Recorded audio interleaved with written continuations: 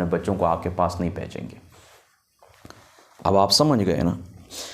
تو جب یہ بات اب مکمل ہو گئی ہے نا، تو اب آتے ہیں ہمارا جو سود کے متعلق ہماری جو گفتگو جاری تھی، اس گفتگو کی الحمدللہ تعالیٰ 4 نشستیں مکمل ہو گئی ہیں۔ ابتدائی نشستوں کے اندر میں نے یہ بات آپ کو بتا دی، یعنی سود کا جو عقلی پہلو ہے اس کے اوپر ہماری گفتگو ہو چکی ہے کہ سود جو ہے عقلی طور کے اوپر کیا ہے، منع ہے۔ یعنی یہ فقط ایک فریضہ نہیں ہے کہ اللہ تعالیٰ کی ذات اقدس نے ایک حکم آپ کو دیے اور آپ اس طرح کہ اس کے اوپر عمل نہیں کریں گے تو آپ گناہگار ہوں گے، بس گناہ والی ایک بات ہے، اس طرح کی بات نہیں ہے۔ یعنی اللہ تعالیٰ کی نافرمانی تو ہے ہی، اس میں کوئی کسی قسم کی شک اور شبہ کی گنجائش نہیں ہے، لیکن معاشی برائیاں سمجھتے ہیں نا، ان معاشی برائیوں میں یاد رکھیں سب سے زیادہ نتیجے کے لحاظ سے بری جو بلا ہے وہ سود ہے۔ بری جو بلا ہے سب سے زیادہ کون سی ہے؟ وہ سود ہے۔ اور یہ فقط ایک برائی نہیں ہے، میں آپ کو بتا چکا ہوں نا کہ فقط ایک برائی نہیں ہے، ایک گناہ نہیں ہے، بلکہ ایک جرم ہے۔ اس کی کھوک سے یعنی سود سے، یہ ایک ایسا جرم ہے کہ اس کی کھوک سے مزید کئی جرائم جنم لیتے ہیں۔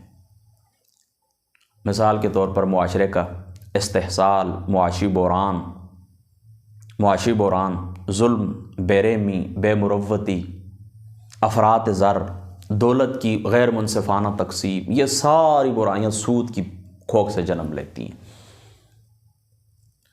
اور عقلی طور کے اوپر میں آپ کو یہ 2 باتیں بتا چکا تھا کہ قرض جس وقت دیا جاتا ہے اور اس کے اوپر سود لیا جاتا ہے تو اس کی 2 ہی صورتیں ہوتی ہیں۔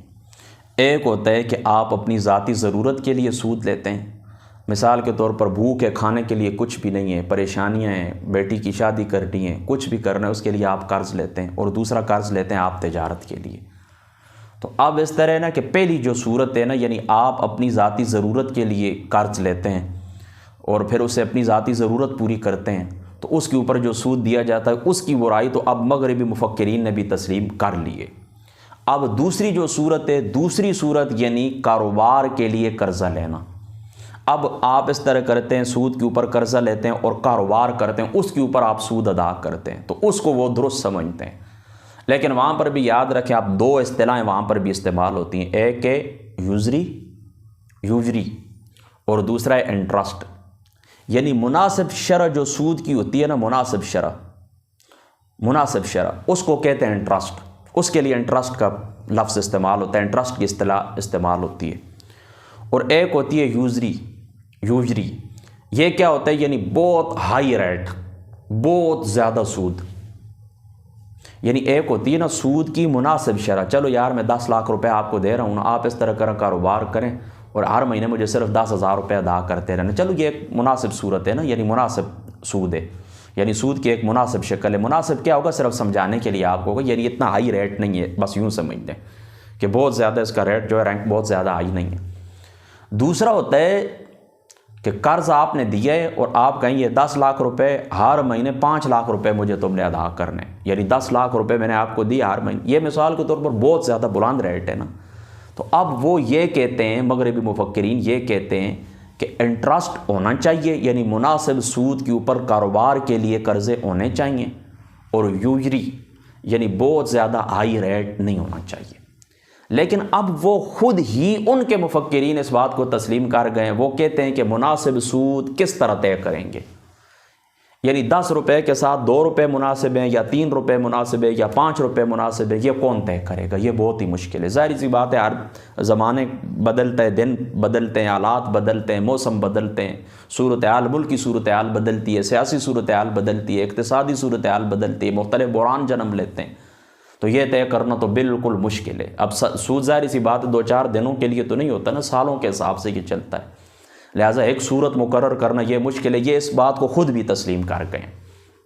اور ظاہر سی بات ہے یہ عقل کے خلاف ہے نا، عقلی طور پر یہ بات میں آپ کو پہلے بھی بتا چکا ہوں کہ دیکھیں ایک شخص کو چلو جائز ہے سود، مثال کے طور پر ایک مثال لے لیتے ہیں کہ چلو یہ مناسب ہے جی، 10 لاکھ روپے آپ نے اس کو کاروبار کے لیے دیے، اب وہ اس طرح کرے گا کہ آپ کو مہینے کا 2,000 روپے ادا کرے گا، سال کا 24,000 روپے ادا کرے گا، چلو اتنی بڑی بات نہیں، یہ مناسب ہی صحیح، لیکن اس بات کی کیا گارنٹی ہے کہ ابھی اس وقت رات کے تقریباً 10 بج رہے ہیں، اس 10 بجے کے قریب آپ اس طرح کرتے ہیں، کسی شخص کو 10 لاکھ روپے دیتے ہیں، آج کی تاریخ آپ کا حساب شروع ہو گیا، اگلے مہینے کی، آج اکتوبر کی 21 تاریخ ہے نا، اگلے مہینے کی اکتوبر کی 21 تاریخ کو، نومبر کی 21 تاریخ کو اس نے اپنا سود ادا کرنا ہے۔ اب اس ایک مہینے کے اندر وہ رقم لے کر بازار کے اندر گیا ہے، کچھ دکان مکان اس نے سیٹ کیا ہے، کچھ کاروبار لگا ہے نہیں لگا، چلا ہے نہیں چلا، آپ تو حقدار ہو گئے نا، کس بنیاد کے اوپر؟ یعنی دیکھیں نا، وہ رقم لے کر بیچارہ بازار کے اندر جائے، کاروبار چل پڑے، معاملات چل پڑیں، پھر تو سمجھ آتی ہے۔ لیکن آپ تو اسی وقت اس طرح کرتے ہیں نا کہ حقدار بن جاتے ہیں نا۔ اب اس کا کاروبار چلے یا نہ چلے، مثال کے طور پر 2000 روپے ہی آپ نے مانا اس نے آپ کو ادا کرنے سے 10 لاکھ روپے کے اوپر، مجھے بتاؤں اس کو 2000 بھی کاروبار کے اندر نہ بچے، اس فائدہ نہ ہو، پھر یعنی یہ گارنٹی ہے اس بات کی کوئی گارنٹی ہے کہ مطلب یہ ہے کہ وہ 2000 روپے آپ کو جو سود ادا کرے گا اس کو اتنا ضرور 10,000 روپے اس کو ضرور بچ جائیں گے کہ 2000 روپے آپ کو بھی ادا کرے گا، 2000 دکان کا کرایہ بھی ادا کرے گا، اور 5-6 ہزار روپے اس کو بھی بچ جائیں گے۔ پھر بھی معاشی استحصال تو اس کے اندر ہے ہی ہے، عوام کا نقصان تو ہے ہی ہے کہ آپ کو وہ جو 2 روپے ادا کرے گا نا، 2000 روپے ماہانہ ادا کرے گا، تو وہ ظاہر سی بات ہے کہ جو پروڈکٹ تیار ہوتی ہیں اسی کے اوپر اس نے رکھنا ہے نا۔ اب اس کو یہ بات تو معلوم ہے نا کہ یہ چیز جو تیار ہو رہی ہے 15 روپے کے اندر، میں نے 2 روپے سود بھی رکھنا ہے اس کے اوپر، 2 روپے سود بھی ادا کرنا ہے، لہٰذا وہ سود اسی پروڈکٹ کے اوپر، وہ جو اشیاء تیار ہوتی ہیں اسی کے اوپر رکھے گا نا۔ تو پھر عوام وہ 2 روپے زیادہ جو سود آپ کو ادا ہو رہا ہے، وہ 2 روپے زیادہ عوام کی جیب سے نکلے گا نا، عوام ہی ادا کریں گے نا اس کو، ان کی قوت خرید کے اوپر یہ اثر پڑے گا نا۔ تو نقصان تو اس کا پھر بھی ہے یہ، اور اگلی گارنٹی بھی کوئی نہیں ہے۔ سب سے جو بڑی مین بات ہے، گارنٹی کوئی نہیں کہ اتنے وہ کما سکتا ہے، جتنا آپ کو اس نے سود ادا کرنا اتنے کما سکتا ہے یا نہیں کما سکتا، اور ہو سکتا ہے اتنے کمانے کی بجائے اسے 3 گنا اس کو نقصان ہو رہا ہو۔ لہٰذا اسی اسلامی معیشت کی طرف آپ کو لوٹ کے آنا پڑے گا کہ آپ اس کے ساتھ تجارت کریں شراکت کی بنیاد کے اوپر، کہ وہ آپ کے ساتھ شریک ہو جائے، شراکت کی بنیاد کے اوپر وہ آپ کے ساتھ کاروبار کرے، جو نفع نقصان ہو اس کے اندر آپ شریک ہوں۔ اور میں آپ کو پہلے بتا چکا ہوں اگلی نشست کے اندر کہ اسلامی جو معیشت ہے نا، اس کی بنیاد اسی کے اوپر ہے، صدقے کے اوپر ہے، خیرات کے اوپر ہے، زکوٰۃ کے اوپر ہے، تجارت کے اوپر ہے، ذمہ داری کے اوپر ہے، زراعت کے اوپر ہے، زراعت کریں، اس میں سے عشر ادا کریں، اور اسی طریقے سے جو آپ معیشت کاروبار کریں گے نا تو اس کے اندر سود نہ ہو، بالکل پاک صاف، سود سے پاک صاف ستھرا کاروبار تجارت، اس کے اوپر اسلامی معیشت کی بنیاد ہے۔ وہ 4 ستون میں آپ کو بتا چکا تھا پچھلی نشست کے اندر۔ اب یہ تو تھا نا، یعنی پہلے میں نے 3 یا 4 نشستوں کے اندر گفتگو اسی لیے کیے کہ سب سے پہلے دلیل دینا نہیں ہوتا، یاد رکھیں، سب سے پہلے مسئلے کو سمجھنا ہوتا ہے، تنقیحات ہوتی ہیں، جانچ پڑتال ہوتی ہے کہ یہ مسئلہ کیا ہے، مسئلے کو سب سے پہلے اپنے پاؤں کے اوپر آپ کھڑا کریں کہ اس کی صورتحال کیا ہے، معاشرے کے اندر اس کے کیا نقصانات ہیں، پہلے ان کو بیان کیا جائے، ان کی جو عواقب ہیں، جو نتائج ہیں، جو نقصان ہیں، برے اثرات ہیں، وہ عوام کے ذہن کے اندر بٹھانے چاہیے۔ جس وقت وہ ذہن کے اندر بیٹھ جائیں اس کے بعد آپ دلیل پیش کریں۔ تو اب اس کے جو عقلی نقصانات تھے، یعنی عقلی بنیادوں کے اوپر جو لوگ کہتے ہیں کہ یہ سود ایک عقلی چیز ہے، عقل کے اندر آنے والی یعنی معقولی چیز ہے، تو اگلی جو گزر گئی ہیں 4 نشستیں، اس کے اندر ہم نے اس کے اوپر گفتگو کی ہے کہ یہ کوئی معقولی چیز بھی نہیں ہے، کسی صورت کے اندر بھی یہ معقولی چیز نہیں ہے، چاہے کاروبار آپ کوئی شخص تجارت کے لیے آپ سے لیتا ہے یا اپنی ذاتی ضرورت کے لیے لیتا ہے۔ ذاتی ضرورت کو تو کوئی دنیا کو پاگل سے پاگل بندہ بھی نہیں کہتا کہ ایک بندہ مار رہا ہے، اس کو 4 روپے کی ضرورت ہے اور آپ کو وہ سود ادا کرے۔ رہ گئی بات تجارت کی، تو تجارت کے اندر بھی میں آپ کو بتا چکا ہوں کہ کوئی گارنٹی نہیں ہے بازار کے اندر اس شخص کو نقصان ہوگا یا نفع ہوگا، تو آپ کس بنیاد کے اوپر اسے نفع لے رہے ہیں، پہلے ہی تعین آپ کس طرح کر سکتے ہیں۔ تو یہ بات آپ کے ذہن کے اندر بیٹھ گئی ہے۔ باقی اس طرح اسلام نے کوئی فرق نہیں رکھا ہے، کہیں پر بھی جو دلیل اللہ نے دی ہے، یعنی اللہ تعالیٰ کا قرآن آپ دیکھیں، رسول اللہ کی سنت آپ دیکھیں، پچھلی کتابوں کو آپ دیکھیں، وہاں پر مطلقاً قرض کے اوپر ممانعات تھے، مطلقاً قرض کے اوپر ممانعات تھے کہ قرض سے جو نفع کھینچ کے آئے گا وہ سود ہی ہوگا، قرض آپ دیں گے اس سے جو نفع بھی آپ حاصل کریں گے وہ سود، کیونکہ مہلت کے بدلے، محنت کے بدلے نہیں ہے وہ چیز، آپ محنت کے بدلے نہیں لیتے بلکہ مہلت کے بدلے لیتے ہیں، لہٰذا وہ سود ہے، وہ ربا ہے۔ یعنی یہ سوال بھی اٹھایا جاتا ہے نا کہ آپ بتائیں نا کہ زمانہ رسالت کے اندر جو عمومی طور کے اوپر قرضے لیے جاتے تھے وہ تجارت کے لیے، تو ٹھیک ہے، اس میں کوئی صراحت تو نہیں ہے، واضح کوئی روایت بھی ایسی نہیں کہ صراحتاً یہ بات ثابت ہو کہ تجارت کے لیے قرضے لیے جاتے تھے، یہ تو نہیں ہے، لیکن اس میں کوئی شک شبے کی گنجائش نہیں ہے کہ وہاں پر یہودی تاجر تھے اور مسلمان بھی تجارت کرنے والے تھے، اور قرضوں کا لین دین ان کا باہمی آپس میں ہوتا تھا۔ اس میں کوئی شک شبے کی گنجائش نہیں ہے۔ بہرحال اس کی روایت اگر کوئی صراحت کے ساتھ یعنی اشارہ قرائن تو موجود ہیں، بصراحت اگر کوئی روایت نہ بھی موجود ہو نا تو اس سے ہمیں کوئی فرق بھی نہیں پڑتا کہ قرض تجارت کے لیے لیے جاتے تھے یا ذاتی زندگی کے لیے لیے جاتے تھے۔ آج کچھ چونکہ ان کے نقش قدم کے اوپر جو غیر وہ کیا کہتے ہیں کہ مغربی مفکرین ہیں نا، ان کے نقش قدم کے اوپر چلتے ہوئے کچھ ہمارے اپنے جو اسلامی مفکرین ہیں وہ بھی کہنے لگے کہ اس وقت قرضے کی نوعیت اور تھی اور تھی۔ نہیں، اس بات سے ہم نے ہمارا وہ کیا کہتے ہیں کہ لین دین ہی نہیں ہے ہمارا اس بات سے، بس مطلقاً کسی قسم کی بھی قرضہ ہے تو اس کے اوپر جو کچھ ہوگا وہ سود ہی کہلائے گا۔ تو یہ بات ہو گئی نا، یعنی عقلی گفتگو ہم نے کر لی تھی، یعنی یہ پچھلی 3 یا 4 نشستوں کا خلاصہ میں نے آپ کو بتایا۔ اب آتے ہیں اگلی بات کی طرف۔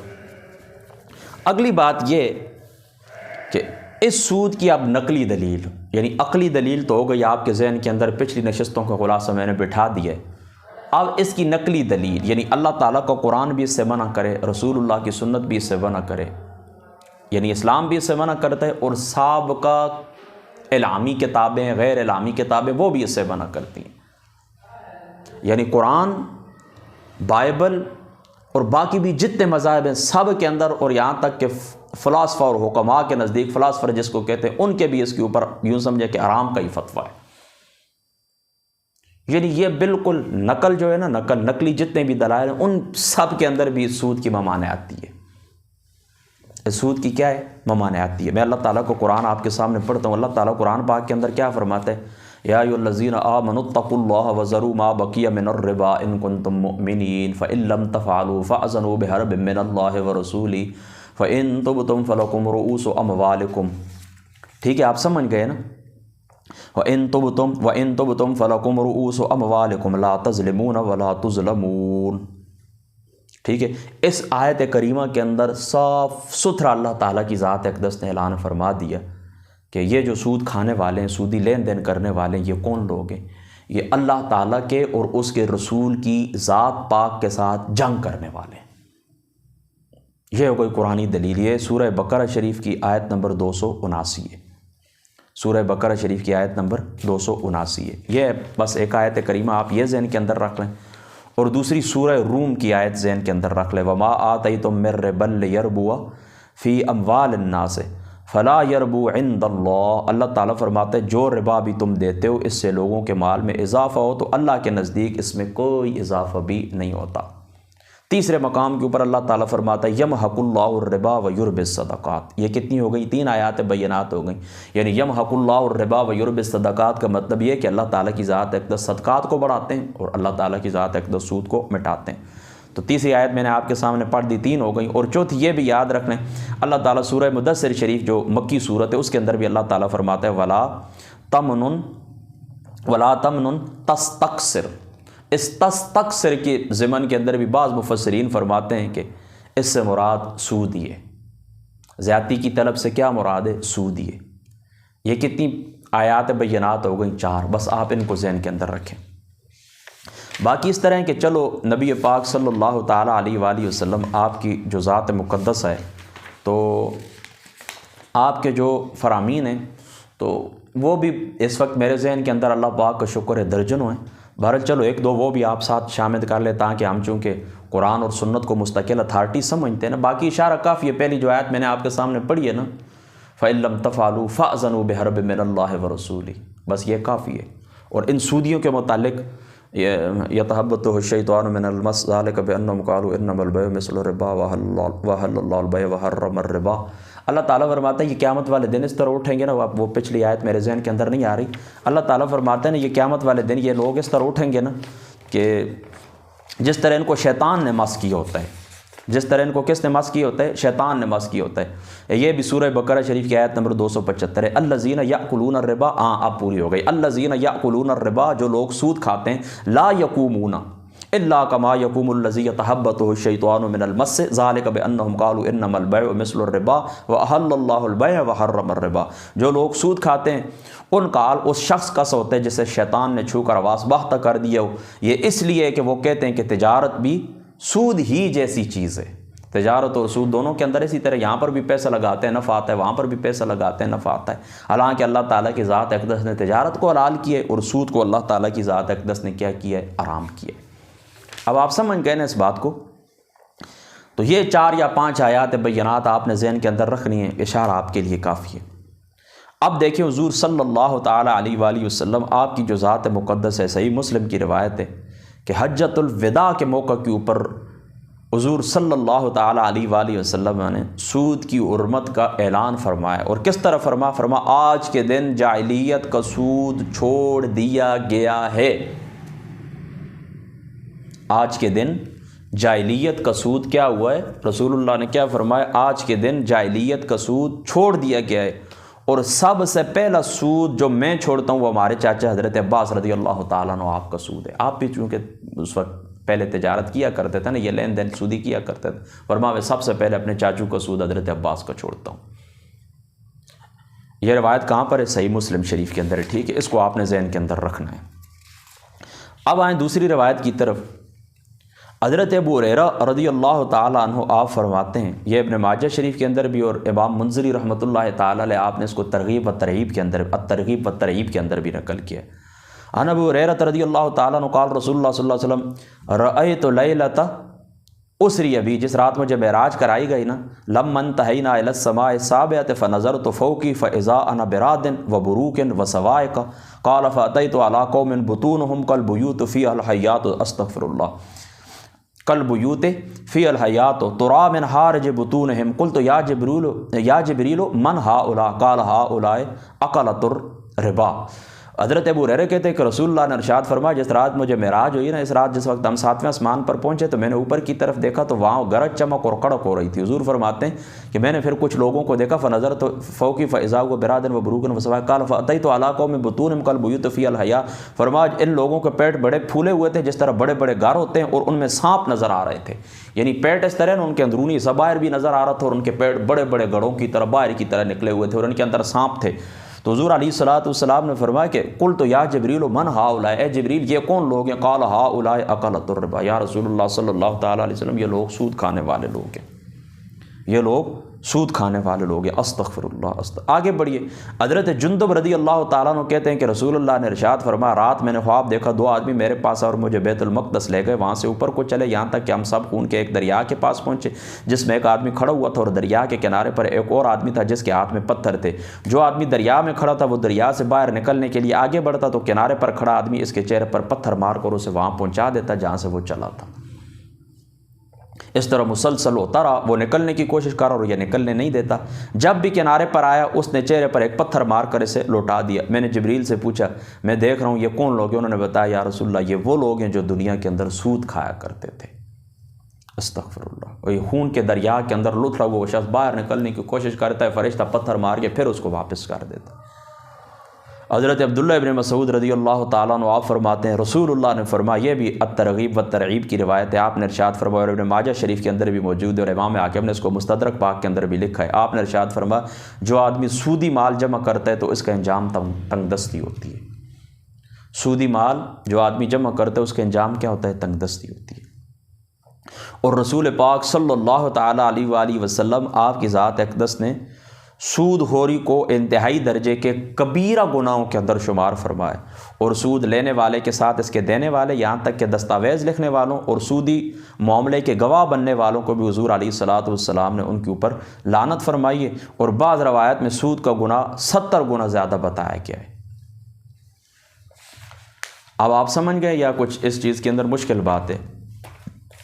آل عمران شریف کی بھی چلو آیت کریمہ سامنے آ گئی ہے، یا ایھا الذین آمنوا لا تأکلوا الربا اضعافا مضاعفہ واتقوا اللہ لعلکم تفلحون واتقوا النار التی اعدت للکافرین۔ اے لوگو جو ایمان لائے ہو، یہ بڑھتا اور چڑھتا سود کھانا چھوڑ دو۔ لا تأکلوا الربا اضعافا مضاعفۃ، یہ بڑھتا چڑھتا سود کھانا چھوڑ دو۔ واتقوا اللہ لعلکم تفلحون، امید ہے کہ اگر تم یہ سود کھانا چھوڑ دو تو فلاح پا جاؤ گے۔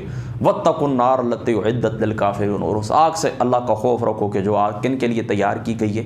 کافروں کے لیے تیار کی گئی ہے۔ جو آگ کن کے لیے تیار کی گئی ہے؟ کافروں کے لیے تیار کی گئی ہے۔ تو دیکھیں نا، اب تقریباً 6 آیات بینات ہو گئی اور تقریباً 5 روایتیں میں نے آپ کو سنا دی ہیں۔ ان کے ساتھ اس طرح کہ یہ 2 روایتیں اور بھی شامل کر لیں۔ یہ ابن ماجہ شریف کی کتاب الصدقات کی ہے۔ حضرت انس بن مالک سے مروی ہے کہ حضور علیہ الصلوۃ والسلام نے فرمایا کہ تم میں سے کوئی شخص اپنے بھائی کو قرض دے، پھر اس کا مقروض اسے کھانے کا خوانچہ تحفے کے طور پر بھیجے تو وہ اسے قبول نہ کرے۔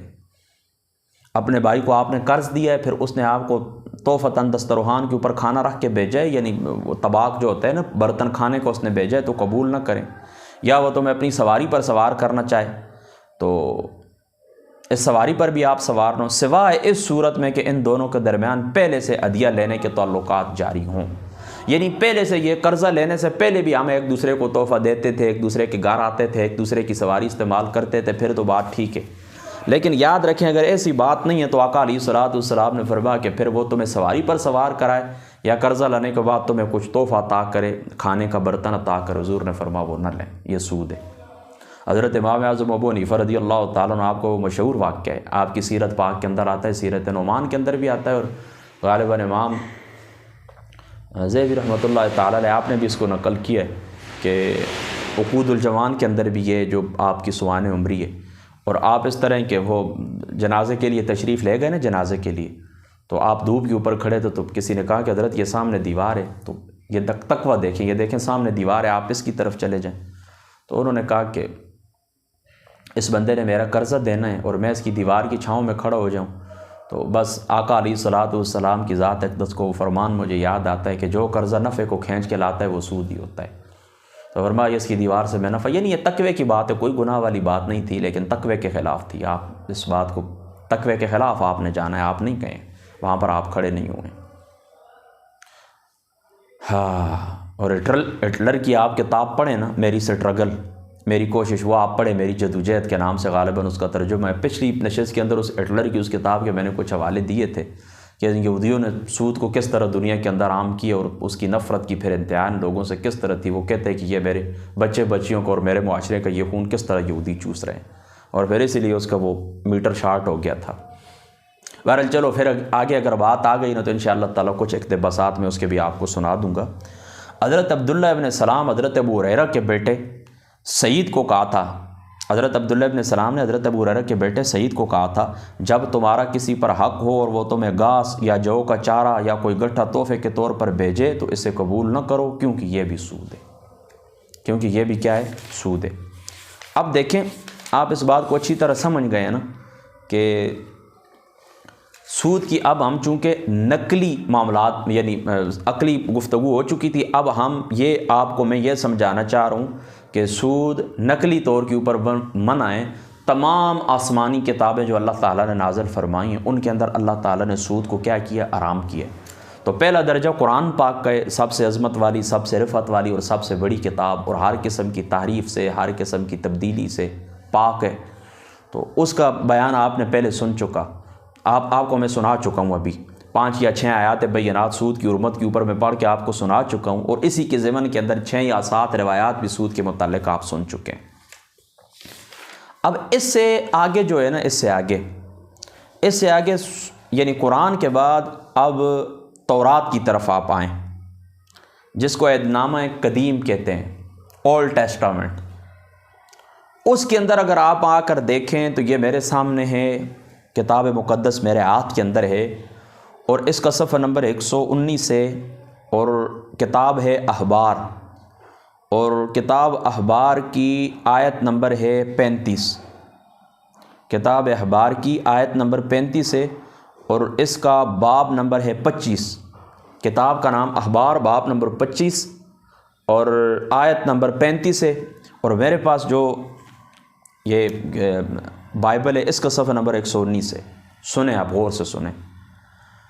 اللہ تعالیٰ فرماتا ہے، اور اگر تیرا کوئی بھائی مفلس ہو جائے، تیرا کوئی بھائی مفلس ہو جائے اور وہ تیرے سامنے تنگ دست ہو تو تو اسے سنبھالنا، وہ پردیسی اور مسافر کی طرح تیرے ساتھ رہے، تو اس سے سود یا نفع نہ لینا، بلکہ اپنے خدا کا خوف رکھنا تاکہ تیرا بھائی تیرے ساتھ زندگی بسر کر سکے۔ تو اپنا روپیہ اسے سود پر مت دینا اور اپنا کھانا بھی اسے نفع کے خیال سے نہ دینا، میں تمہارا خداوند ہوں جو تم کو اس لیے ملک مصر سے نکال کر لایا کہ ملک کنعان تم کو دے دوں، میں تمہارا مہربان خدا ہوں۔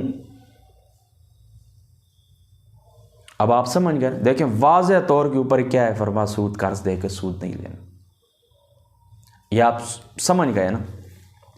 اب دیکھیں دوسرے مقام کے اوپر باب خروج، اگر تو میرے لوگوں میں سے کسی محتاج کو جو تیرے پاس رہتا ہو کچھ قرض دے تو اس سے قرض خواہ کی طرح سلوک نہ کرنا اور نہ اس سے سود لینا۔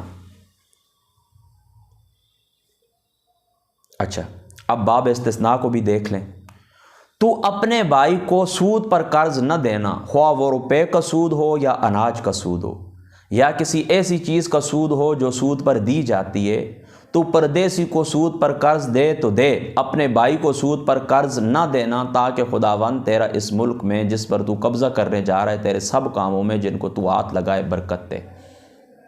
اب آپ سمجھ گئے، یہ آگے پھر جا کے میں آپ کو سناؤں گا کہ پھر وہ اپنے تک ان کا دائرہ محدود تھا، پھر غیروں کے لیے یہ بات آگے آئے گی۔ یعنی یہ جو آیت میں نے آپ کے سامنے پڑھی ہے نا، کس کی؟ عہد نامہ قدیم کے باب استثناء کی، یہ اس کی تشریح میں آگے جا کے کروں گا۔ زبور کو دیکھ لیں، اے خداوند تیرے خیمے میں کون رہے گا، تیرے کوئے مقدس پر کون سکون اختیار کرے گا؟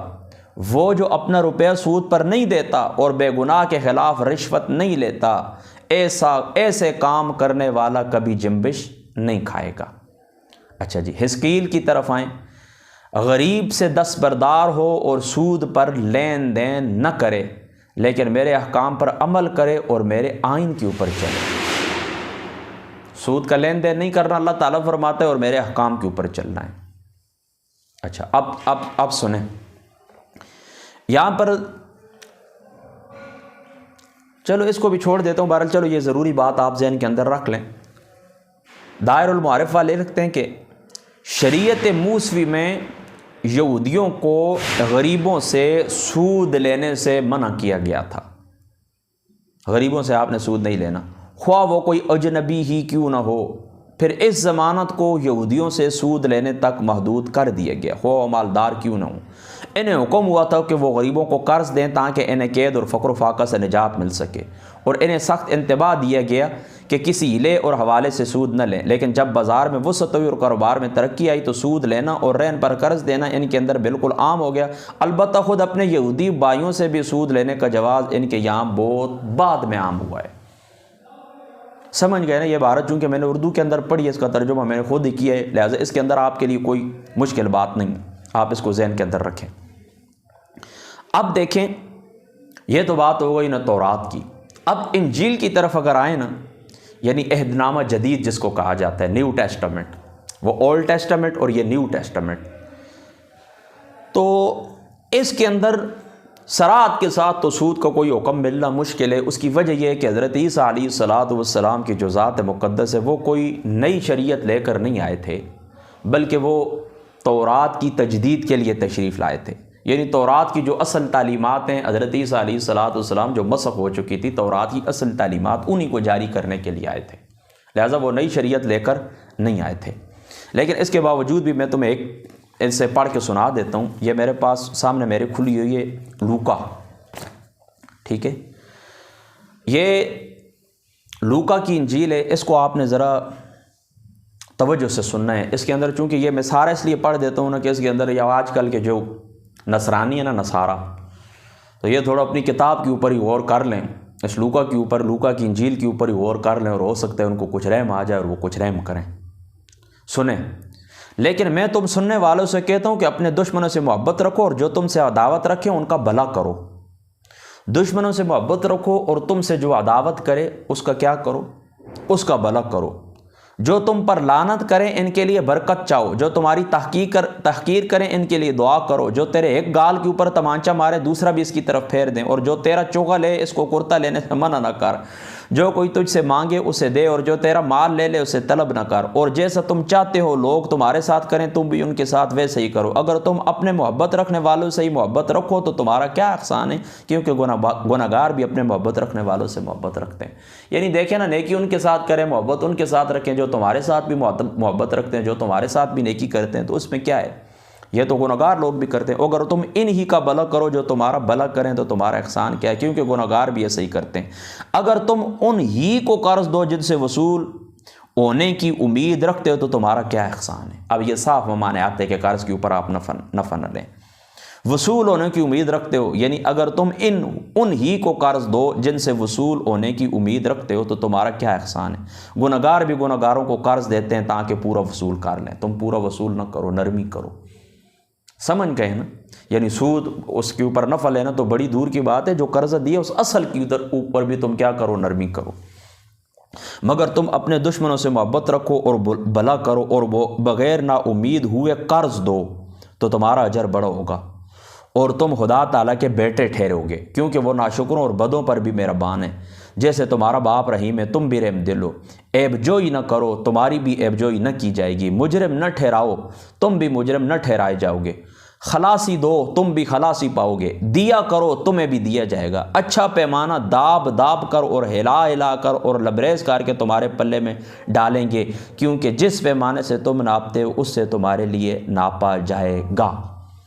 یہ اس طرح نا لوکا کی انجیل ہے اور باب نمبر 6 اور آیت نمبر 27 سے لے کر آیت نمبر 38 تک، 27 سے لے کر 38 تک، یعنی 11 آیات اس کی لوکا کی انجیل کی میں نے آپ کے سامنے پڑھی ہیں۔ اس کے اندر حضرت عیسیٰ علیہ السلام کی تعلیمات کیا، ان کے اوپر آپ غور کر لیں۔ ورما جو اصل یعنی قرض کے اوپر سود لینا تو بڑی دور کی بات ہے، پورا جو قرض وصول کرتے ہو نا وہ بھی گنہگار بھی اسی طرح کرتے ہیں، وصولنے کی امید کے اوپر وہ قرضہ دیتے ہیں۔ تم وصولنے کی امید ہی نہ رکھو کہ ہمیں ملے گا، اس لیے تمہیں اللہ تعالیٰ اجر اس صورت میں تمہیں اللہ تعالیٰ کی ذات اقدس اجر عطا فرمائیں گے۔ اب دیکھیں میرے علاوہ مطلب ابھی دیکھیں نا، یہ میں نے آپ کو پڑھ کے پہلے اللہ تعالیٰ کا قرآن میں نے آپ کو پڑھ کے سنا دیا، اس کے بعد میں نے تورات پڑھی، اب انجیل بھی میں نے آپ کے سامنے پڑھ دی ہے، ٹھیک ہے۔ اب آپ اس کو سمجھ جائیں تو میں کہتا ہوں کہ سمجھ آپ کو آ جانی چاہیے۔ اب اس طرح کہ اس کے بعد آئے نا ہندوؤں کی کتابوں کی طرف، تو ان کی جو اول درجے کی کتابیں نا، اول درجے کی کتابیں، ان کے اندر تو اس کا کوئی تذکرہ نہیں ملتا۔ اول درجے کی جو ان کی کتابیں ہیں نا، اس کے اندر اس کا کوئی تذکرہ نہیں ملتا۔ البتہ ثانوی جو ذرائع ہیں نا، یعنی جو شروعات وغیرہ ہوتی ہے، متن جو ہوتا ہے نا ٹیکسٹ، اس کے اوپر جو شروعات لکھی جاتی ہیں یا ان سے جو کچھ احکام معلوم ہوتے ہیں، یعنی کچھ نہ کچھ اشارات مل جاتے ہیں نا، وہ اشارات میں آپ کے سامنے رکھتا ہوں۔ اچھا، ایلسیجین کی ایک کتاب ہے، اس کے اندر وہ لکھتا ہے کہ انڈیگنس بینکنگ ان انڈیا، ہاں یہ یاد رکھنا، یہ کتاب کا نام ہے۔ اس کے اندر یہ لکھتا ہے کہ سودی معاملات کی تاریخ تقریباً 4000 سال پرانی بتائی جاتی ہے۔ سودی معاملات کی تاریخ تقریباً 4000 سال پرانی بتائی جاتی ہے، اور ان کے مطابق اس کی تاریخ اتنی ہی قدیم ہے جتنی سود کی مخالفت اور مذمت کی، یعنی 4000 سال پہلے سے سود کا آغاز ہوا ہے اور اسی طرح اس کی مخالفت بھی جاری ہے۔ وہ اقرار کرتے ہیں کہ سارے ہی بڑے مذاہب، یعنی ہندوازم، بدھزم، یہودی